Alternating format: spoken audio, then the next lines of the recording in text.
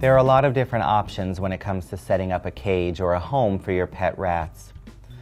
There are a lot of different cages available on the market, both those made as standard cages for small pet rodents, as well as a number of ones that are specially made through specialty websites or specialty makers of custom types of rat cages. What most people find that's really important is that they're able to get the largest cage that they can both afford, have room for, and also be able to keep it clean, hygienic, and sanitized as needed. There are a number of different companies that will custom make a cage if you choose to go that route.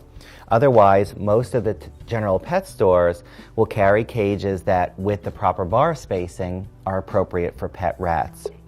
It's really important to remember that rats can squeeze through small spaces, and sometimes having bar spacing larger than 1/2 inch is too big.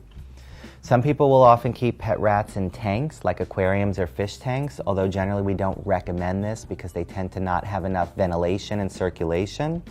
Although people will sometimes use them and they have worked effectively, I do recommend using a cage setup that has a large plastic pan or a large metal tray on the bottom, and then it has the mesh cage that fits over it, latches onto it, and provides them with enough room to exercise, enough room to be able to exhibit normal behaviors. What is also recommended is that you have the type of rat cage that has multiple levels. They can have ladders or they can have ramps that allow them to have multiple levels in there, and then each of these can be decorated. What's important to include in the rat's cage certainly are going to be hide spots. Things like these igloos, these plastic available homes, are excellent for rats. They come in a number of different sizes. The other thing to decorate the cage with often are different types of hammocks or beds. This is just one example. It has the hooks that would hang in the cage that allow it to latch on, and it provides a hammock type of bed. There are a number of pet sites that make custom types as well for people who choose to have that type of cage decoration. Bedding options are various. I would narrow it down and recommend using either Carefresh, which is a paper type bedding, or if people choose to use a wood shaving, I would strongly recommend only using aspen. Always avoid cedar type bedding and cedar type shavings. Some people prefer to use towels and blankets as a means of providing a substrate for the rats, but overall, cage setup is going to be a large cage.